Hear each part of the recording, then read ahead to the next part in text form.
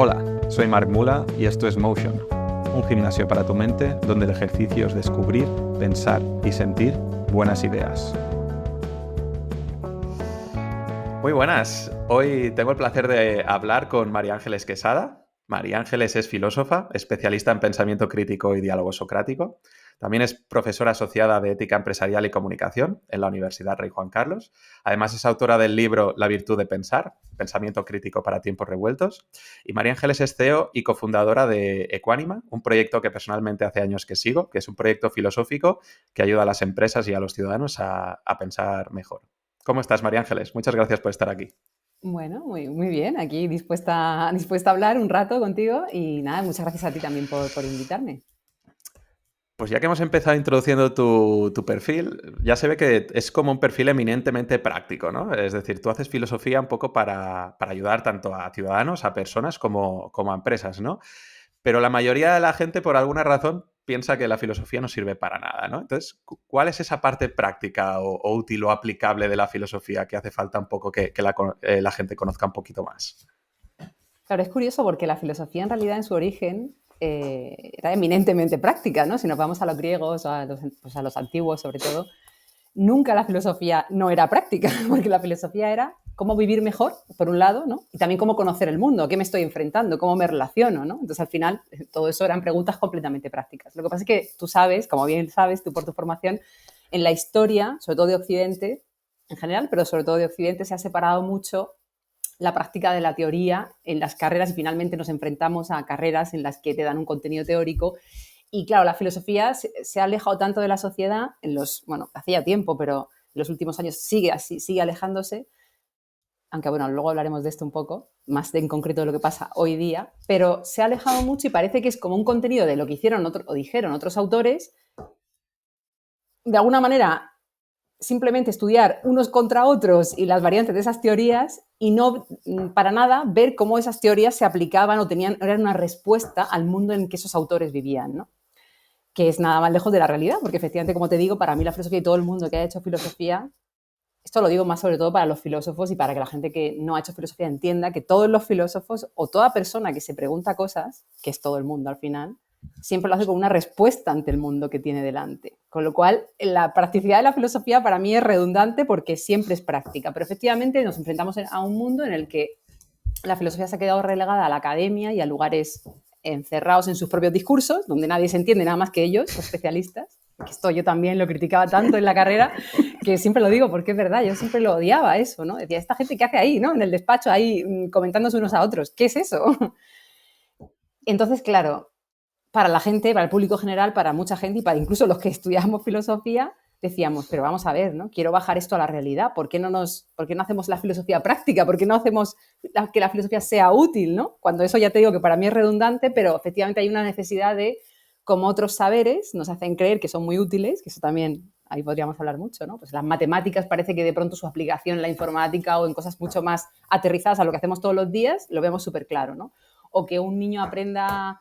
Bueno, hoy día podemos también hablar de muchas cosas de estas, ¿no? Pero ciertas cosas, la programación, editar vídeos. Antes hablábamos de lo que nos cuesta a los que a veces nos dedicamos a cierto contenido, ¿no? Editar. Pues editar un vídeo parece que es súper práctico. Y en cambio, pensar qué es la vida o de qué va la vida es súper impráctico. Claro, yo a la gente escéptica, que todavía siga siendo escéptica respecto a esto, le diría que ¿qué hay más práctico que saber cómo vivir? O sea, un manual de cómo vivir puede ser la cosa más práctica que exista en el mundo. Y de eso va la filosofía. Con lo cual la filosofía siempre ha sido práctica.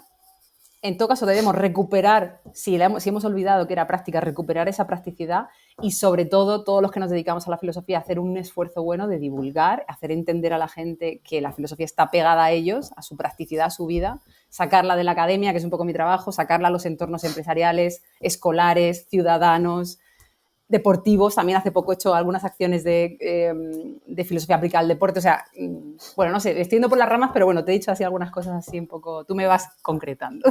dime si te he No, pero respondido. sí, sí, sí, sí. Has dicho una cosa muy interesante, ¿no? De eso, ¿no? De que la filosofía nos ayuda a saber cómo vivir o a ser un manual, ¿no? Pero tengo la sensación también que en la sociedad en que vivimos, los referentes de cómo vivir no, tampoco son filósofos o la gente no acude tanto a la filosofía, ¿no? La gente se inspira mucho pues, en deportistas o en empresarios de éxito, ¿no? Aunque paradójicamente cada vez se publican también más cosas de filosofía práctica, de filosofía de cómo vivir, ¿no? Pero por alguna razón no se acaba, no tengo la sensación de que nos acabamos de hacer el hueco, ¿no? La filosofía ahí, y son estos empresarios o incluso economistas, ¿no? O psicólogos, y la filosofía está un poco relegada. ¿Crees que hay hueco aún para meterse o para que los filósofos vuelvan a recuperar un poco no sé si llamarle protagonismo o que sean capaces de atraer la atención hacia esto, ¿no? Bueno, la filosofía sirve también para que puedas aprender cómo vivir bien. Yo creo que hay hueco, se está haciendo hueco, Hmm. ¿no? Últimamente sí que hay una tendencia, yo creo que todos la vemos, de hacer más hueco a filósofos y filósofas referentes que puedan hablarnos de cosas importantes, ¿no? De cómo vivir, de cómo efectivamente reflexionar sobre la inteligencia artificial, de cómo reflexionar sobre el uso de las tecnologías, de las redes sociales, por ejemplo, de cómo abordar los problemas de sostenibilidad, de miles de cosas que nos interesan a todos y que la filósofa puede aportar una visión bastante interesante, reflexionada, crítica, ¿no? Puntos de vista que no son tan habituales, incluso que retan el status quo, ¿no? Que no son tan conformistas con cierto discurso imperante. Ahí el filósofo y la filósofa tienen un papel muy importante, pero es verdad que yo creo que ahí lo que ha pasado también es, creo que hemos vivido muchos años en una erudición del filósofo que le ha impedido acercarse a la gente, ¿no? O sea, el lenguaje, esto lo decíamos antes, del filósofo todo el mundo tiene en mente, para empezar, además un campo muy dominado por los hombres, también tengo que decirlo porque es así, todavía donde las filósofas, por ejemplo, tienen poca visibilidad, no es que no existan, que la gente lo sepa, han existido filósofas toda la historia, lo que pasa es que no tienen visibilidad, como pasa en otros campos, ¿no? De hombres de una edad, además, ¿no? O sea, de una edad como mayores, ¿no? Con un aspecto, ¿qué quiero decir? Que es verdad, o sea, un aspecto así un poco rancio, De mm, villanos de película. sí, no sé, un poco ahí, ¿no? Como poco emocionales, como un poco en conexión con su cuerpo, con sus emociones, con un lenguaje más terrenal, más accesible. Entonces, todo eso tampoco ha ayudado, ¿no? También el lenguaje ese de estar enrocado y citarse unos a otros y que la filosofía consista en básicamente en esa citación continua, indefinida, interminable, eh, que a nadie le interesa, ni siquiera a los que nos dedicamos a la filosofía a veces, ¿no? Bueno, esto es un poco de humor aquí. Pero entonces todo eso no ha ayudado para que nos tengan como referentes, efectivamente. El gran público no va, en todo caso, no le va, de primeras, no le va a resultar atractivo un discurso tan cerrado con algo tan poco visual, emocional, cercano, humano también, ¿no? Porque al margen de hablar de esa movilización emocional tan superficial que se hace hoy día, ¿no? En la comunicación, que esto podemos hablar también hablo de ser humano, de estar hablando del lenguaje de la carne, que también somos carne, ¿no? Entonces esto me parece importante, esto sí que creo, y además esto en mi libro hablo mucho de, y eso luego podemos hablarlo, ¿no? Esa crítica a la razón, esa cerrada, que solo considera que lo racional es lo intelectual, lo cognitivo, o sea, salir un poco de eso, hablar de la carne también, ¿no? Hablar de otras cosas, y desde otro lugar. Entonces, en ese lugar sí que tenemos hueco los filósofos, y yo creo que también harían que también el mundo está muy mal para que sus referentes solo sean, no te digo que no sean, pero que solo sean pues tenistas, futbolistas, CEOs de empresas, que está muy bien, que no te digo que esa gente no tenga nada que aportar, pero me parece un poco pobre que la vida solo sea lo superficial, ¿no? También los influencers, todo este rollo un poco de lo superficial, de la imagen, ¿no? La imagen, lo superficial, el cuerpo, que tampoco solamente el cuerpo puede hablarnos, y por otro lado, el mundo del dinero, ¿no? ¿Qué nos habla? El mundo del dinero. Entonces, claro, eso me parece muy pobre para la existencia humana. Lo dejo ahí, que si no, me sigo enrollando. Ya no lo digo más. ¿Crees que hay... bueno, se me ocurre a mí, porque a veces lo he interpretado de esta manera y no sé si es lo correcto o qué piensas tú. Pero ¿crees que hay es la distancia que hay un poco entre la filosofía académica o de la universidad y la filosofía más práctica viene un poco de ese problema, porque desde la academia se percibe pues, que la filosofía práctica pues, que está más al servicio, pues claro, del mercado, del capitalismo, entonces de lo superficial, y la filosofía auténtica, la pura, pues es la que se reflexiona por ella misma, ¿no? Es un fin en sí mismo, no es un medio para nada, ¿no? Entonces como que marca un poco esa distancia, o no sé cómo lo ves tú. Sí, es un preguntón. Esa pregunta es muy buena pregunta. Yo, de hecho, me la hago continuamente, fíjate, porque yo me dedico a estar en el mundo donde nadie quiere estar. Bueno, nadie, no lo sé. Yo sí quiero, pero quiero decir que yo no soy académica, pero tampoco soy una coach. O sea, lo que quiero decir aquí, lo digo, a ver, con todo el cariño también, pero bueno, es un lugar donde yo no me quiero vender a la empresa completamente, no quiero estar al servicio de un sistema en el que no creo, con una serie de fallos y una serie de cosas que no me gustan y que intento luchar para cambiar, pero tampoco quiero estar en un mundo donde estoy en mi burbuja y no accedo a ese mundo sucio, ¿no? A ese mundo como donde las realidades no son blanco ni negro, donde puede ser que yo a veces haga cosas que moralmente estén en el límite, puede ser, claro que sí, pero ¿quién no? También te digo, y eso no me excusa, simplemente estoy diciendo que como ser humano y como persona que trabaja en el mundo de hoy, todo el día estamos enfrentados a dilemas éticos, y uno de los grandes dilemas para el filósofo, además, que le toca mucho, ¿no? Es el de, me voy a vender al capital para hacer filosofía dentro de la empresa, pero entonces no estoy al servicio de ese capital.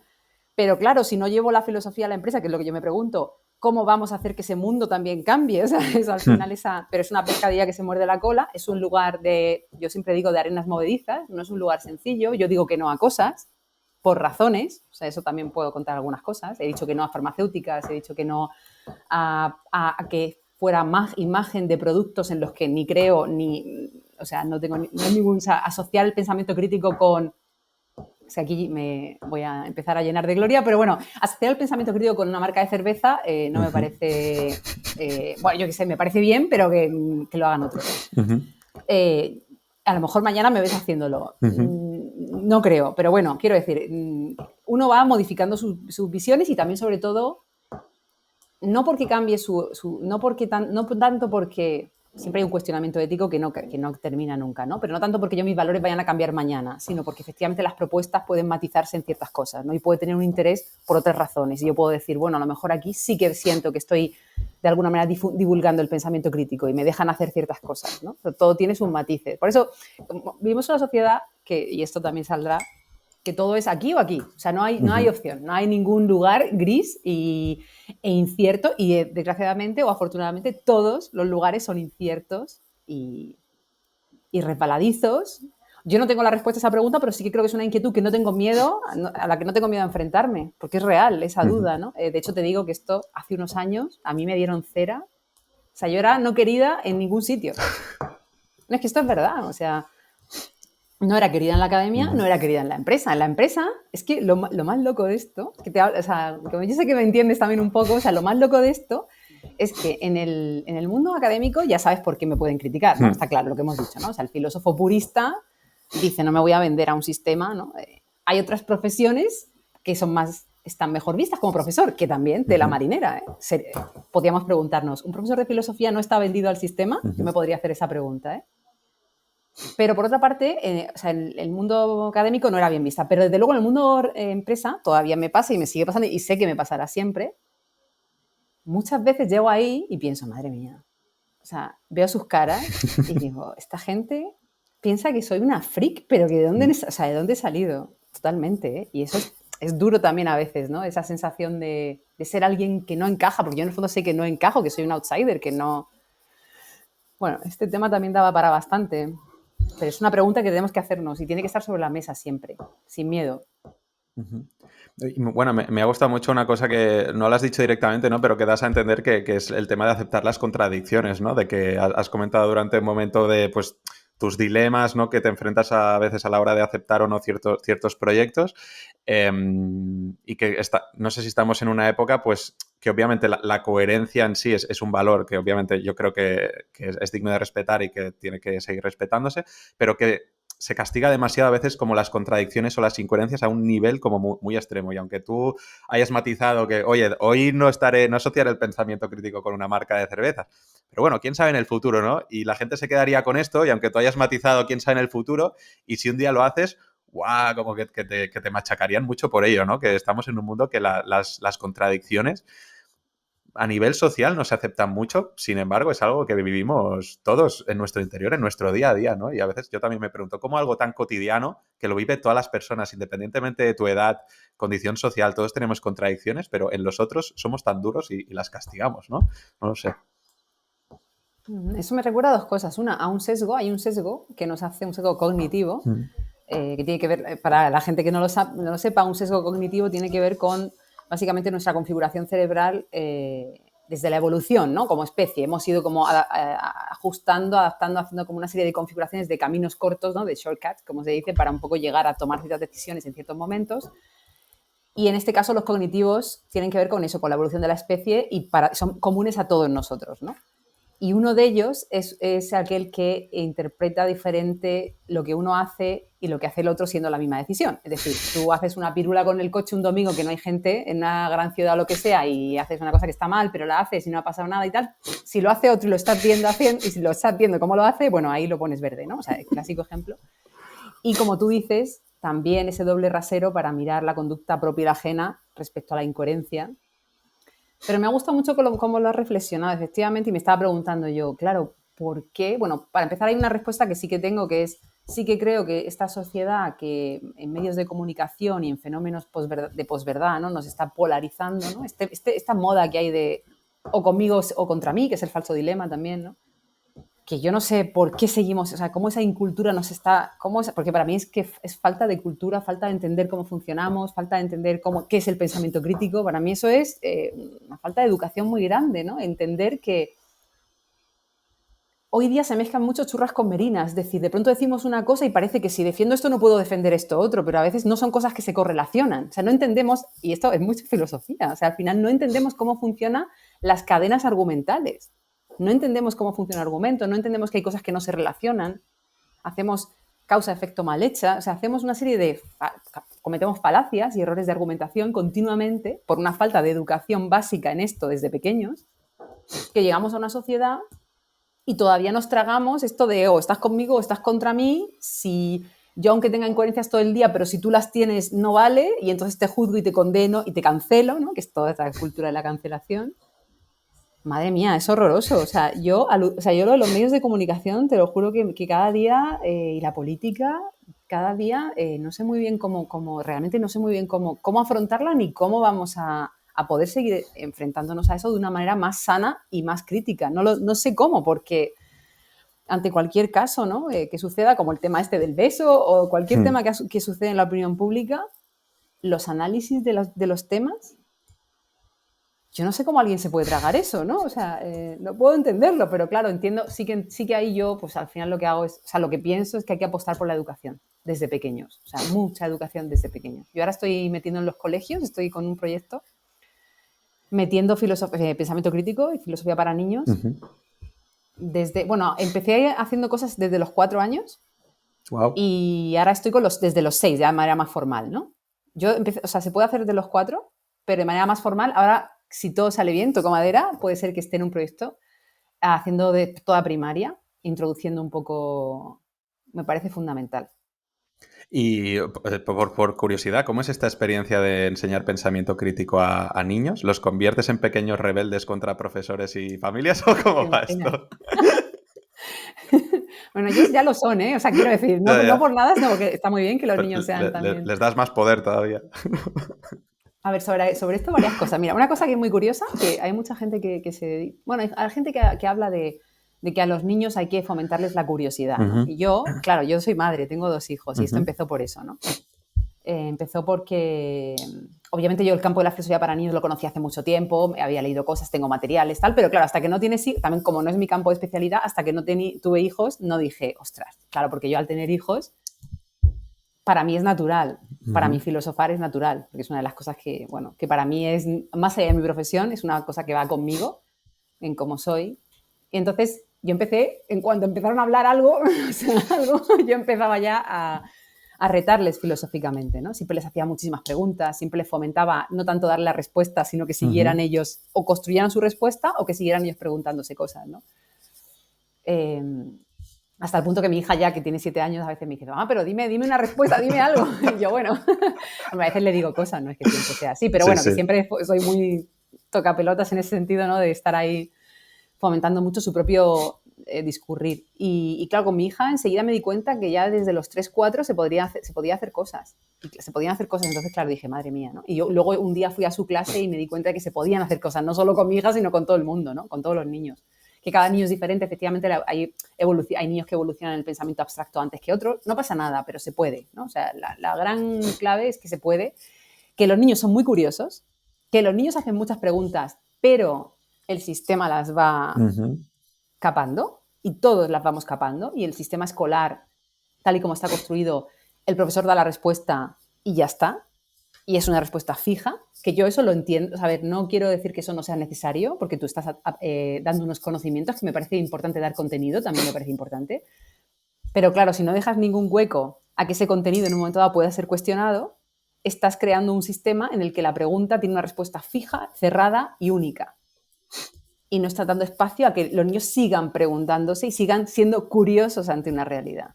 Eso es un tema, ¿no? Y luego me decías que cómo es eso, que qué niños, qué resultado hay, ¿no? De esto. Los niños siguen siendo curiosos y sobre todo lo que pasa, o sea, lo que yo he visto sobre todo, bueno, sobre todo en mis hijos al final, porque con los niños todavía estoy empezando, con demás niños, he visto mucho, sobre todo he visto una cosa muy interesante, no solo para no personalizarlo en mis hijos. El curso pasado llegué a ver cómo un niño que le costaba mucho expresarse, que terminaba pegando, bueno, pues eso, cuando tienes una dificultad y no, llegó a hacer una pregunta valiosísima que fue, ¿por qué nadie me ayuda a expresar lo que me pasa? O sea, un niño de 6 años llega a hacer esa pregunta en un taller de filosofía. Un niño que además le cuesta participar, que, ¿me entiendes? Que es una... Entonces, suceden cosas como que los niños tienen libertad para pensar, libertad para decir, vale, puedo hacer preguntas y se me legitima y está bien.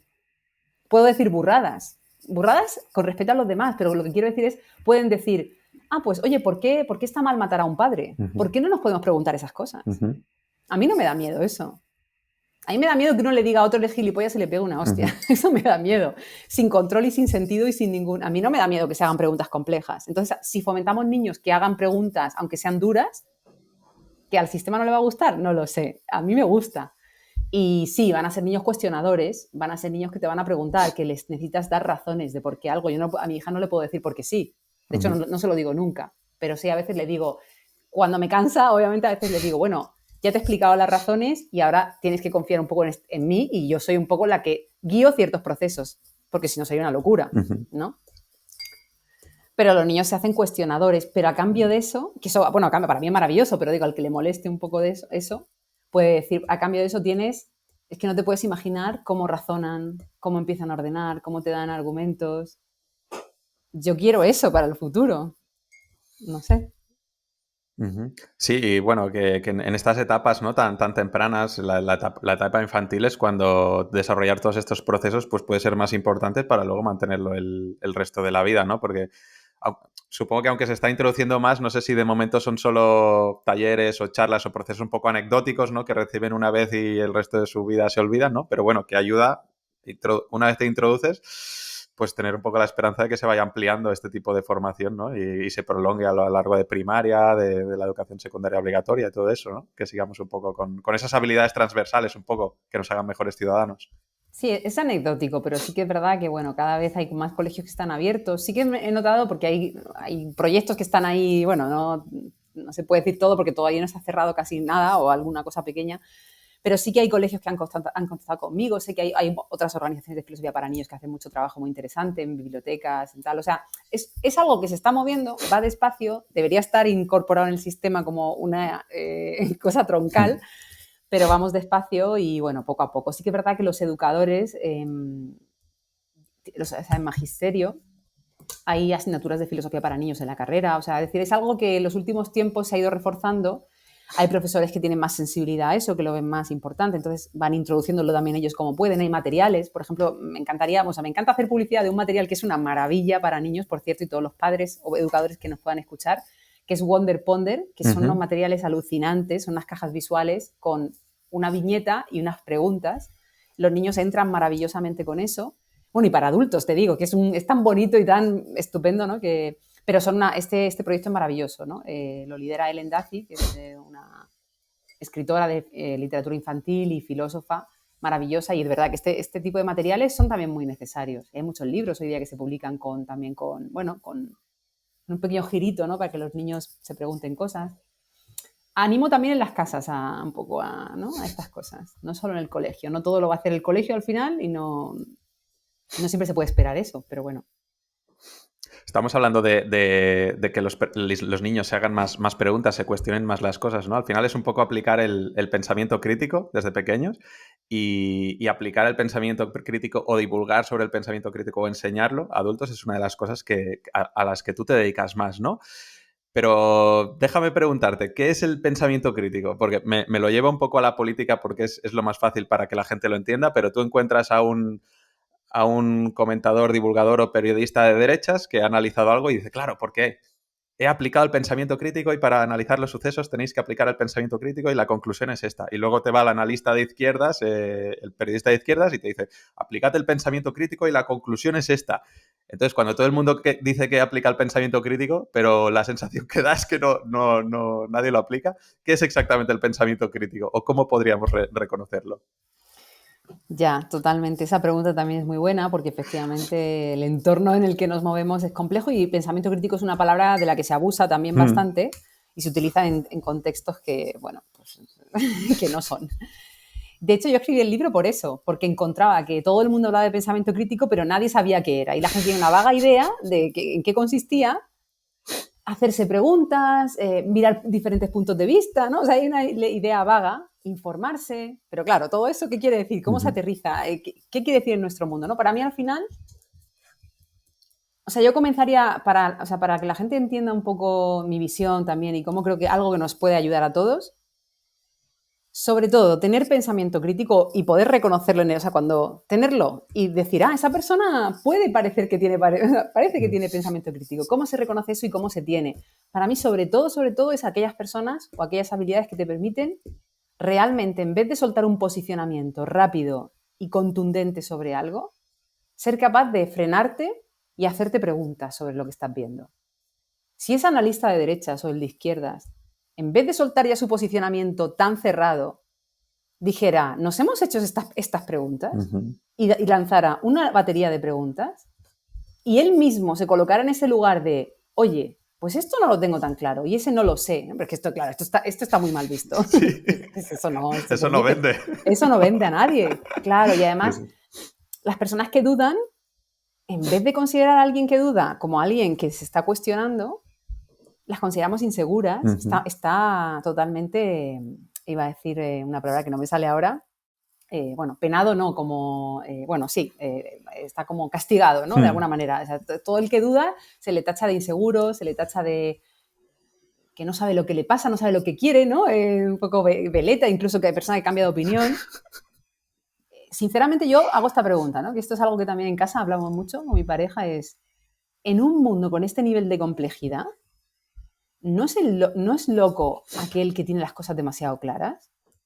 Porque, o sea, en un mundo que cambia tan rápido, que va tan rápido, con una información tan confusa, tan difícil acceder a la veracidad de la información, el que tiene todo claro tan rápido, para mí sería esa persona la que me... O sea, esas son las personas que a mí me escaman, las que tienen una opinión contundente, firme y fija, que es como tienen que tener los políticos, ¿no? O sea, digo, es lo que se supone que debe tener un político, una posición súper clara, firme.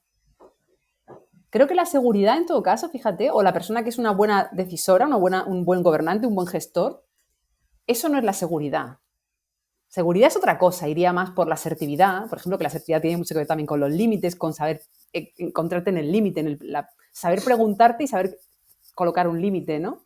Pero un límite que puede moverse, no un límite inamovible, ¿no? O sea, a mí me preocupa mucho los posicionamientos que son ideológicos, porque la ideología es lo que no te permite moverte.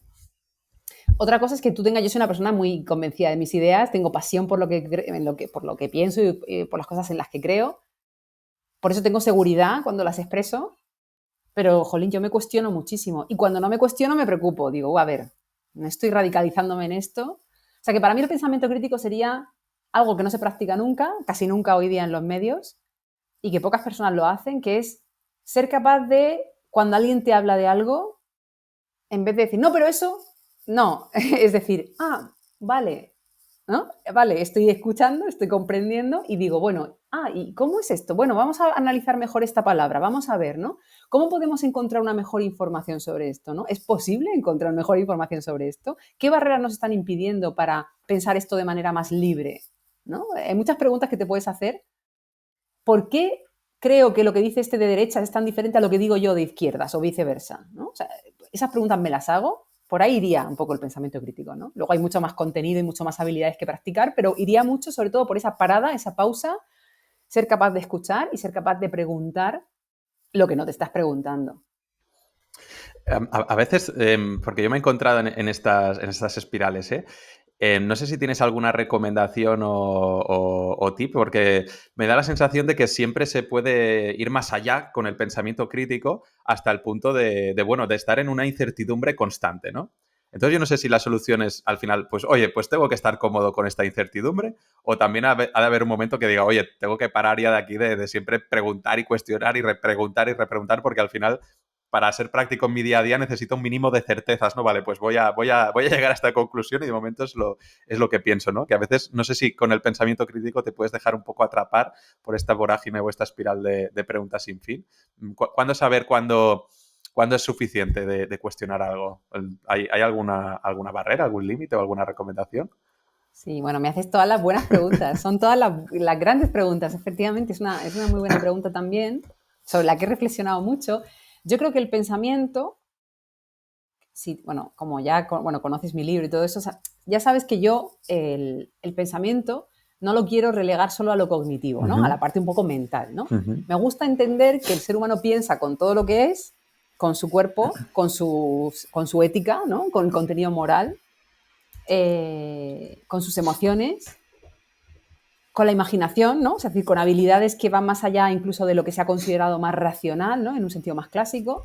Entonces, al entender un pensamiento tan amplio, eso tiene muchas ventajas. Y una de las ventajas que tiene es que normalmente la que se enroca en el bucle infinito es la mente. Porque la realidad te está pidiendo en muchas ocasiones tomar una acción. Tu cuerpo, de hecho, te pide tomar una acción en muchas situaciones. No es un enrocamiento infinito. Tú tienes hambre, puedes pensar que es mejor comer esto o lo otro, pero llega un momento en que comes. O sea, no hay... O sea, sí, es así. O sea, y esto pasa con todo, ¿eh? No solo con las cosas más... Es una necesidad básica la comida, pero con muchas otras cosas también pasa. Es decir, yo puedo tratar de tener una postura acerca de un tema complejo, ¿no? Como la guerra, por ejemplo, es otro temazo incomprensible también. Y ahí puedo estar haciéndome una serie de preguntas, ¿no? Lo que pasa es que va a haber momentos en los que por diferentes circunstancias, porque esté hablando con unas personas a lo mejor, o porque me pidan un artículo, o porque me pidan una opinión, un grupo de amigos, efectivamente voy a tener que tomar partido, ¿no? Tomar decisiones, posicionarme en algún lugar, ¿no? Porque también el propio cuerpo, la propia sociedad, ¿no? También aquí estamos hablando de un pensamiento que abarca lo social, ¿no? Como un encuentro entre amigos, llega un momento en que no puedes estar todo el rato, ¿no? Llega un punto en que ese cuestionamiento constante, esa incertidumbre y ese no mojarte, ¿no? Por decirlo así, no se sostiene con la sociabilidad, ¿no? Hay algo que no funciona ahí. Entonces, enseguida, la sociabilidad te pide una respuesta. Entonces, tú puedes dar una tentativa de respuesta, porque lo que nos pasa también es que tenemos demasiado apego a las ideas que tenemos. Nos hacemos mucho lo de ad hominem, ¿no? La falacia ad hominem, que es confundirnos con lo que pensamos. Sentimos que si yo me posiciono en tal lugar, soy esta persona que se ha posicionado en este lugar. No, tú eres mucho más y en este momento crees que esa idea es la que es mejor. Porque normalmente además también el ser humano adopta las ideas que cree que son mejores, no las que son peores. No adopta las ideas que cree que son peores, adopta las ideas que cree que son mejores en ese momento y en esas circunstancias. Con tu mejor argumentación, si eres una persona que desarrolla un poco el pensamiento crítico y has llegado a un punto que, como te digo, es movible, afortunadamente. Es que eso es lo bueno. Eso no quiere decir que seas una veleta. Yo creo que hay mucha diferencia entre una persona que clarísimamente vemos que no sostiene sus ideas en argumentos y que va cambiando en función de los intereses, y una persona que te da una argumentación y que puede ir matizándola o incluso volviendo atrás a un punto. Y yo creo que, vamos, se ve la diferencia claramente, yo la veo y yo creo que tú también, o sea, sobre todo si practicamos todos el pensamiento crítico, la diferencia entre alguien superficial que cambia de opinión por interés es una cosa y las personas que practican el pensamiento crítico y van modificando, matizando y replanteándose ciertas cosas es otra, ¿no? Pero lo que creo es que tenemos demasiado apego por las ideas, es decir, pensamos que nos conforman a un nivel fundamental y, bueno, a ver, relax, ¿no? Quiero decir, somos más cosas, ¿no? Por eso a mí me ayuda mucho entender el pensamiento como algo amplio. Somos cuerpo, somos ética, somos valores, somos emociones, somos imaginación, las ideas nos comprometen hasta cierto punto. Sobre todo nos compromete nuestra argumentación, fíjate lo que te diría, más que las ideas, nos compromete nuestro proceso, nos compromete nuestra ética, o sea, nuestro proceso ético, ¿no? Cuando digo ética hablo siempre de un proceso, de un camino en el que te cuestionas y vas apostando por una serie de valores que vas ejercitando poco a poco y comprometiéndote en ejercitarlos, ¿no? Sobre todo eso, en compromiso en ejercitar. Y en ese proceso, eso sí que te define. Yo creo que el proceso y cómo abordas esos procesos te definen. Las ideas, afortunadamente, van modificándose, porque si no, imagínate, si pensáramos lo mismo que cuando teníamos 20, pues qué drama, ¿no? O sea, es que sería horroroso. Que digo siempre eso, pero es un ejemplo muy, ¿no? Que se ve muy fácil. Entonces, bueno, ¿cómo lo ves esto? De esas dos cosas que te digo, un poco ampliar un poco el concepto de razón y de pensamiento para que no estemos en el bucle infinito, o sea, en la mente, ¿no? La que se enroca en exceso, ¿no? La que entra en parálisis por análisis, ¿no? Eso que se dice también. No, me parece muy útil, ¿no? Lo de separar esta parte más cognitiva, racional o intelectual de la parte más... Bueno, me he apuntado las palabras que has usado porque me han gustado mucho. Has usado cuerpo, has usado ética, valores y emociones, ¿no? De que esto tiene que ir incorporado en el pensamiento crítico y es algo que normalmente cuando se habla de pensamiento crítico se entiende como algo que tiene que ser como 100% racional o 100% objetivo, ¿no? Es decir, pues obviamente no es mi especialidad, ¿no? Pero que el pensamiento crítico se llega a entender como algo que tú puedes poner en un manual de decir, vale, pues tú tienes que analizar las premisas de esta manera, comprobar las fuentes, comprobar si se contradicen o no utilizando técnicas de lógica, comprobar si la conclusión se sostiene en base a estas premisas y que tiene que ser como 100% objetividad, ¿no? Pero si incluyes la parte del cuerpo, la parte de emociones, la parte de valores, se perdería también esa parte de objetividad, ¿no? ¿Crees que eso lo hace más interesante bueno, o lo hace un poco más inseguro también, ¿no? Porque si decimos a la gente que aplique el pensamiento crítico para llegar a conclusiones, pero luego también entran valores, entra ética y la parte así corporal, pues parece que no, pues que pierde su objetividad, ¿no? Entonces, no sé si eso haría también que el pensamiento crítico dejara de, no sé, de verse como algo tan firme o como algo iba a decir seguro, ¿no? Pero como algo tan tangible. No lo sé. Sí, esa es otra de las grandes preguntas. A ver, aquí hay muchas cosas que aclarar.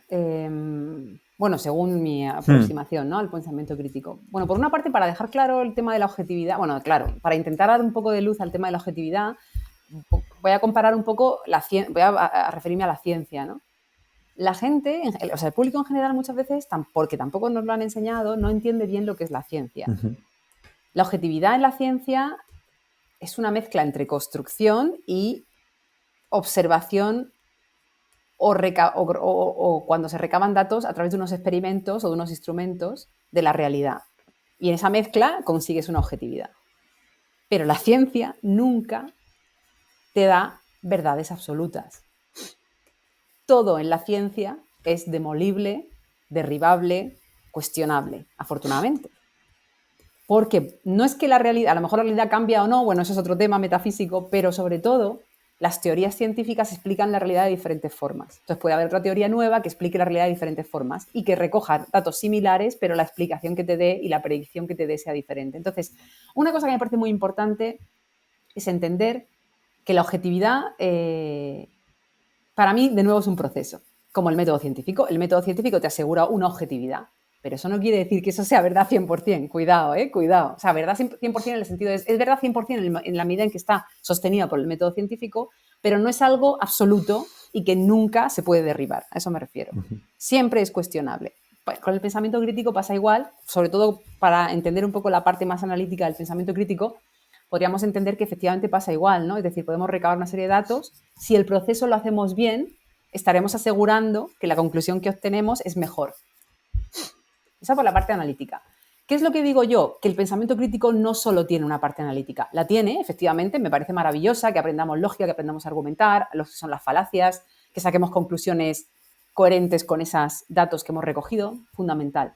Pero creo que eso es reducirnos a ser meros ordenadores, que creo que eso no nos interesa. O sea, creo que eso ni nos interesa a nivel...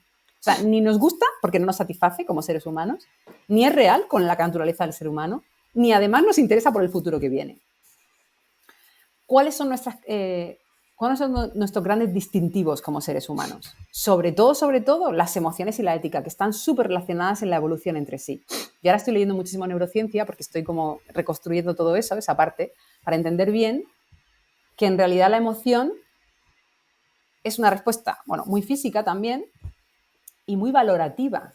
¿Me entiendes? Porque tú sientes rechazo o pues, appealing, aprecio, como atracción por algo, ¿no? Es como, y eso son emociones básicas que, o sea, de ahí vienen mucho de la alegría, la tristeza, el asco, ¿no? Las 5 emociones básicas, ¿no? Un poco de esa sensación valorativa, ¿no? De esa alguna respuesta valorativa que tiene el cuerpo y la mente, todo junto, nuestro ser, ante ciertas cosas, ¿no? Y luego tenemos una ética o un conjunto. Aquí, bueno, es que también podríamos hacer distinción entre ética y moral, ¿no? La ética es un poco la reflexión sobre el bien y el mal y sobre las diferentes teorías morales, y las teorías morales son como lo que de alguna manera tiene. O sea, las teorías morales son el conjunto de valores que en un momento dado en una sociedad se dan, ¿no? Bueno, no me voy a meter en eso. Entonces, me parece súper rico que de pronto a esa parte analítica. Porque, bueno, algún ejemplo así práctico para que la gente lo entienda. De hecho, ahora que está la película de Oppenheimer, que de hecho no la he visto, Vale, pero yo sí. sobre Oppenheimer, ¿la has visto, no? Tengo que verla. Pero justamente sobre Oppenheimer me parece interesante, ¿no? Preguntarnos, tengo que ver la peli, o sea, que no sé muy bien lo que defiende o sea, un poco lo que muestra la película, pero leyendo un poco también lo que él escribió, ¿no? Un poco de su proceso, sus memorias y todo esto, leyendo un poco sus anotaciones, él en un momento dado dice algo así, bueno, es que no me imaginaba cuando estaba enfrascado en esta historia, ¿no? O sea, como en la parte más técnica, ¿no? Cuando estás enfrascado en investigar una cosa que te apasiona y que te parece súper increíble, ¿no? Ese descubrimiento, esa tal, no me podía imaginar lo que supondría, ¿no? Y lo que podía pasar con esto, ¿no? Me parece muy curioso como ejemplo de cómo a veces el pensamiento analítico pierde una parte muy importante que es el pensamiento ético. Y como en la ciencia o en otras materias, no se debe perder de vista nunca el pensamiento ético. Obviamente, esto es Oppenheimer, no sé, porque yo no estaba en su cabeza, realmente no sé muy bien lo que le pasó por la cabeza, ni conozco su biografía al dedillo como para entender, pero es un ejemplo, lo traigo más que nada como ejemplo de que solo el pensamiento analítico nos priva de la comprensión del mundo más amplia que te puede dar un pensamiento más ético, unas emociones de rechazo o aversión, o sea, de rechazo, aversión o de atracción hacia algo, eso es interesante también.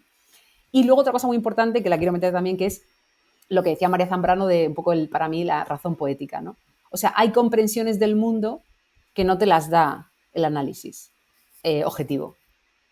Te la da una poesía, una música, una canción, ¿no? O sea, es decir, todos hemos comprendido sentimientos o cosas súper importantes en la vida de otras formas.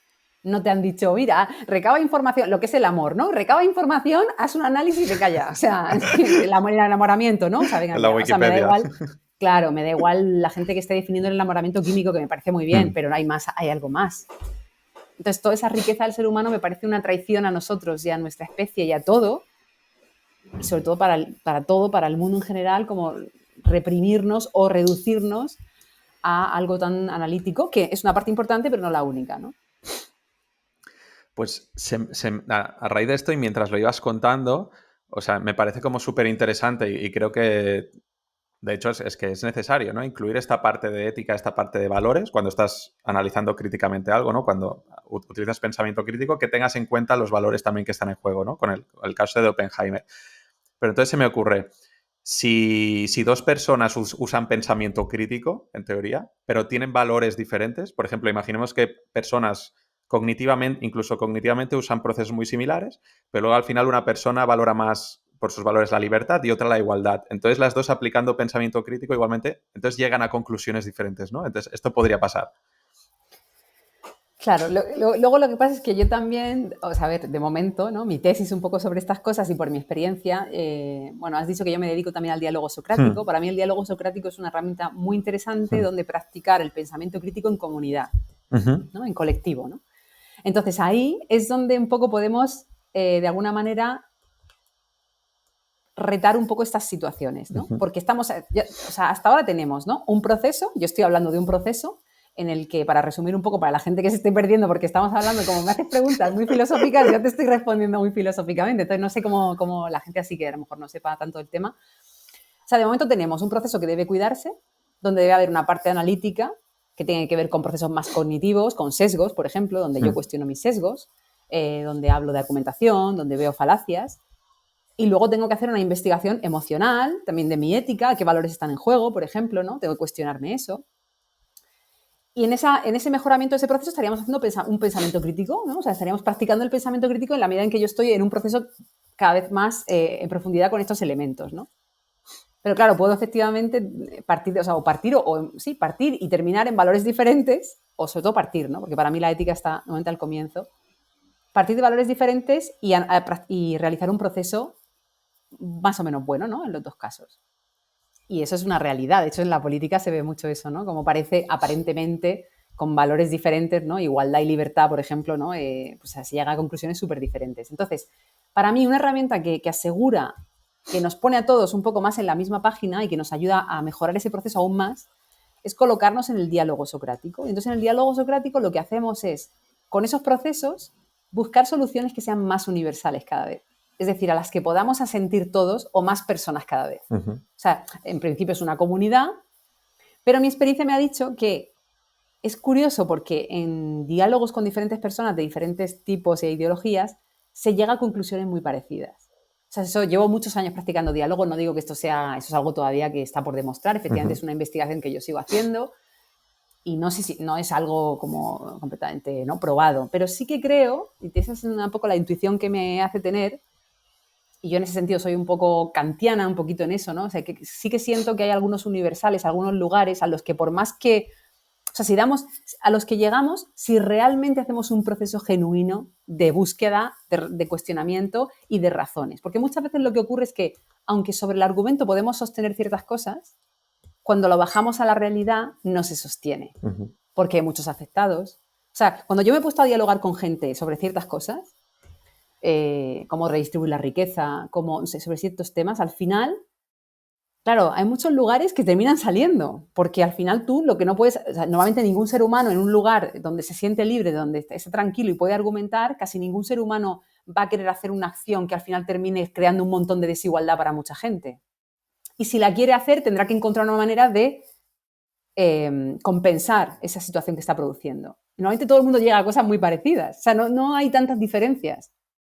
Pero la clave está en realizar un proceso genuino de diálogo, en que la gente se quite las máscaras, las ideologías, los rollos, los discursos fingidos y solo teóricos y baje a la realidad. Y mire al otro de frente y diga, yo voy a implementar esta medida que te va a joder la vida. Vale, pues ahora al que le va a joder la vida también tiene réplica. Pero hay que sentar a todo el mundo en la mesa. Y hay que mirarse, ¿no? Y hay que sentirse. Porque si solo hablamos de lo analítico es muy fácil tomar decisiones.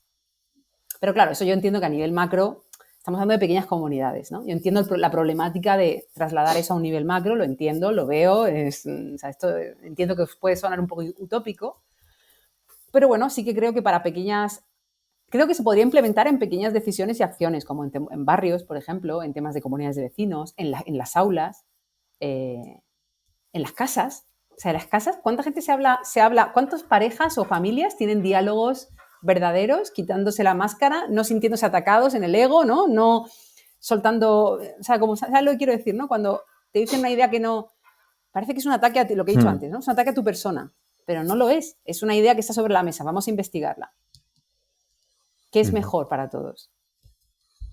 Esto requiere como un trabajo personal como muy, muy bestia, ¿no? El hecho este bueno, no... O de no tener problemas con sentirse vulnerable, ¿no? Que creo que a muchas personas nos cuesta mucho. O de poder reconocer que estamos equivocados, ¿no? Pero que es que es una actitud que cuesta de desarrollar, o a veces incluso supongo que aunque la tengas en cuenta, en un momento u otro, pues que sabes que eres un humano falible y a veces pues no la puedes sostener aunque estés hablando, ¿no? Pero un diálogo socrático, ¿qué características tú crees que tendría que tener? ¿O qué consejos darías, por ejemplo?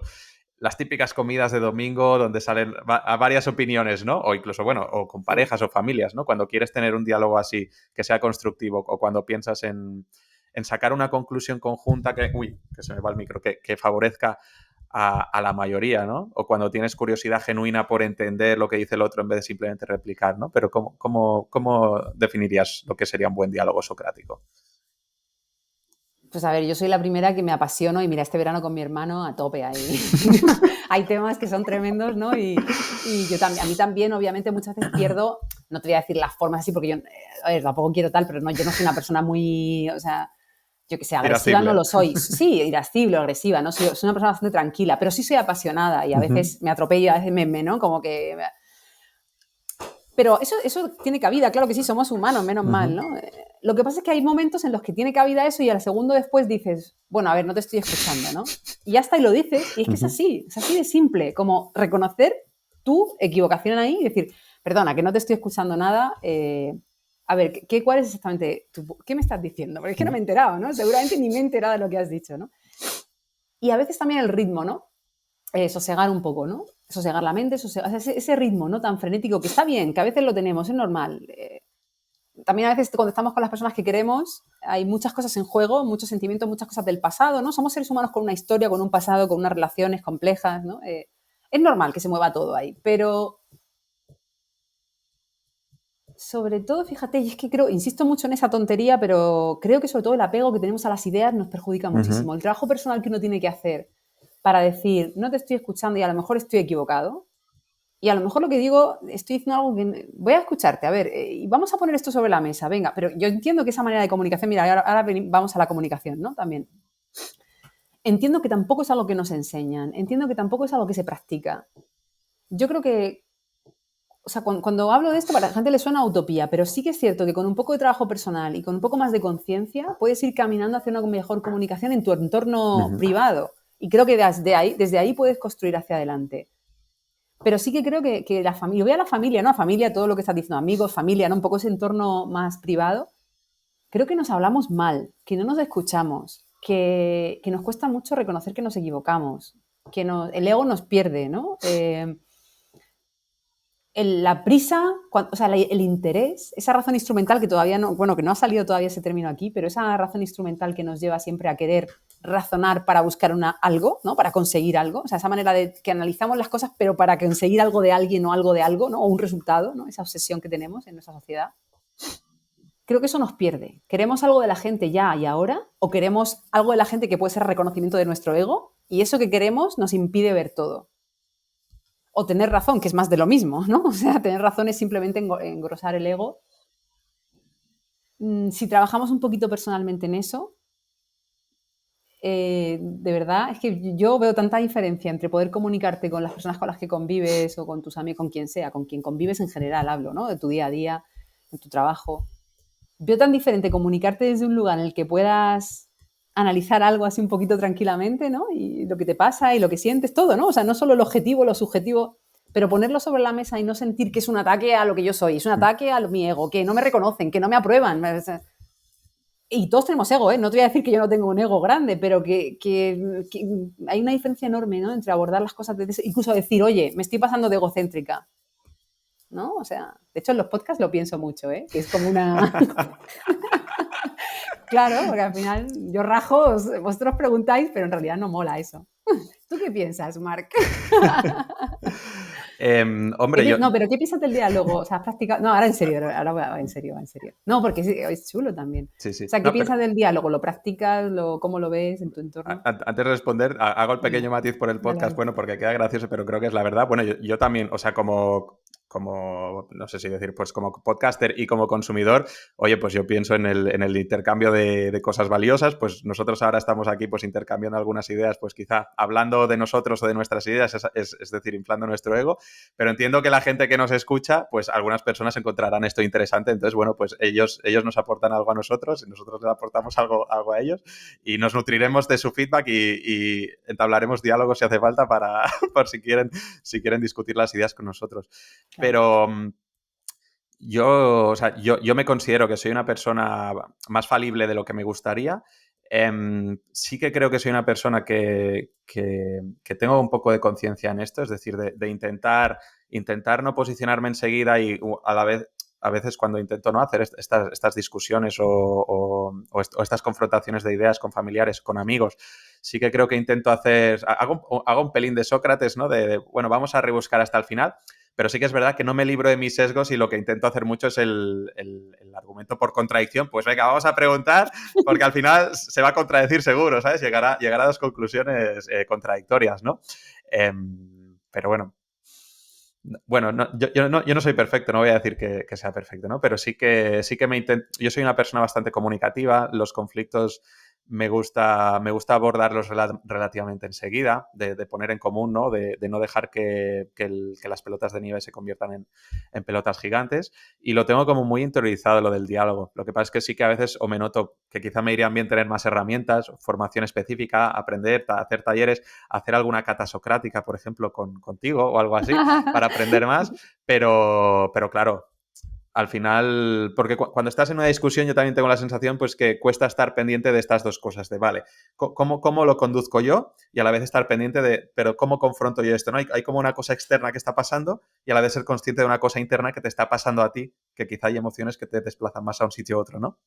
Y este conflicto entre lo que ocurre entre todos y lo que te pasa a ti dentro, a veces cuesta prestarle atención y que esté equilibrado.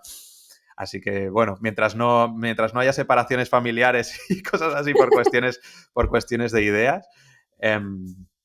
Pero bueno, Eso que yo dices, diría que lo llevo más o menos moderadamente bien.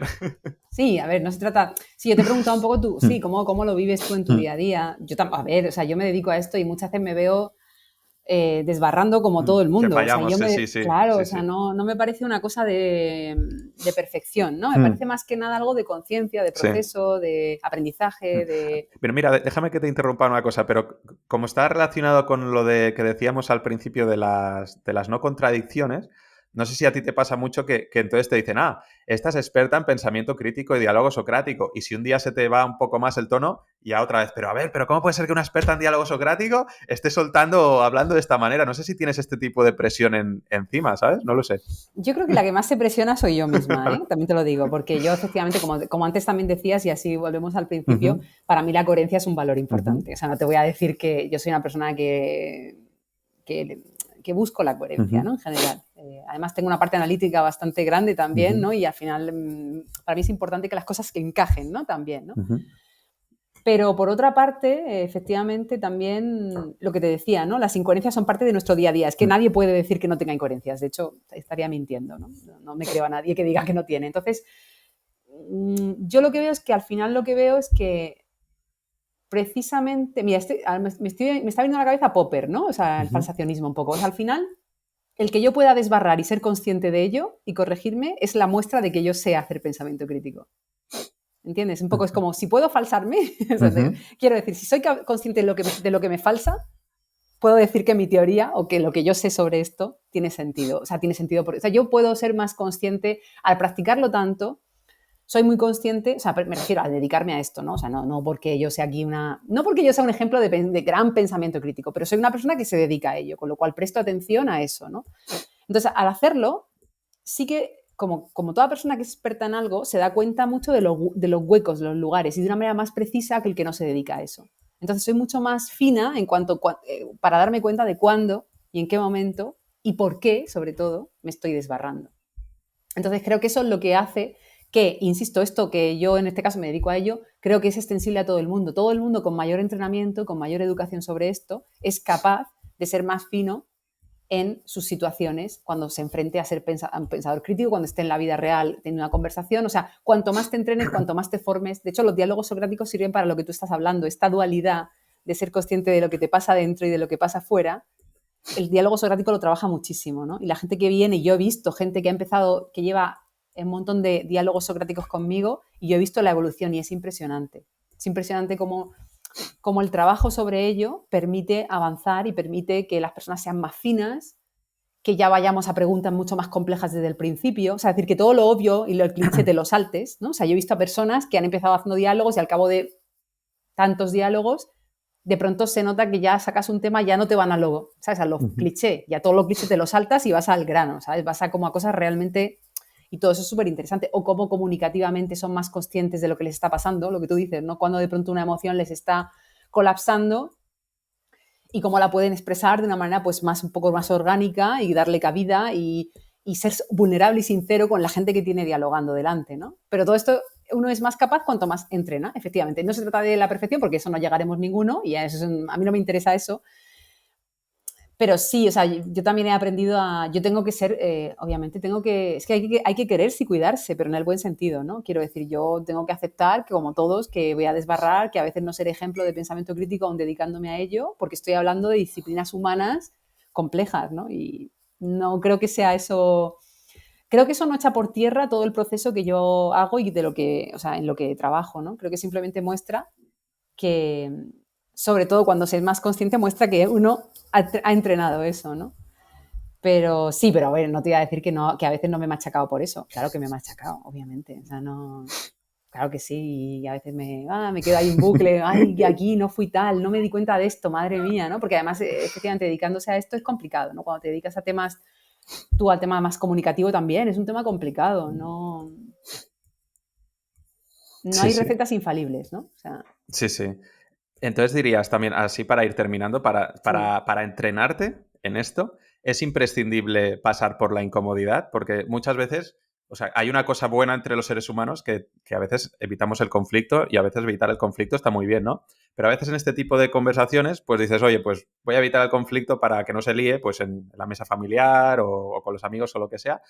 Pero claro, parece que para entrenar el diálogo socrático y el pensamiento crítico, oye, pues tienes que pinchar o tienes que entrar en el tema, ¿no? Porque si siempre lo vas evitando, pues entonces no hay cultura hasta el diálogo socrático, ¿no? Entonces, dirías que para entrenarte tienes que pasar por ese momento de incomodidad, de venga, alguien tiene que sacar o menear el tema, ¿no? Alguien tiene que empezar a sacarlo, aunque sea desagradable para uno mismo, pero si queremos ser mejores dialogando o pensadores críticos, tenemos que enfrentarnos a esta incomodidad. ¿Cómo lo ves?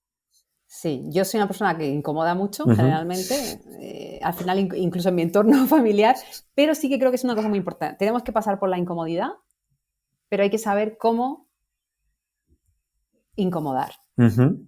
Creo que esto sí que es importante. Las Ujú. formas, aunque suene una cosa como muy antigua, pero no lo es, porque insisto en el proceso, ¿no? Y a Ujú. mí siempre me interesa mucho cómo se hacen las cosas. Entonces, creo que se puede incomodar sin insultar, obviamente, pero sobre todo sin atacar. Ujú.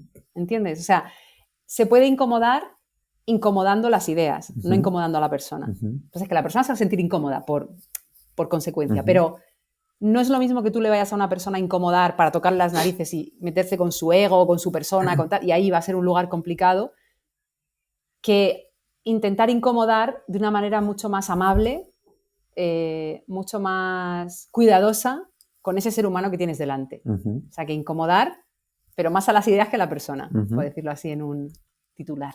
Vale. Bueno, y una vez más, pues poniendo la ética o las emociones un poco en el centro, la consideración por el otro en el Claro, ejercicio del pensamiento crítico, que no es algo totalmente, puramente racional, sino que tengamos en consideración a la persona que tenemos delante, ¿no?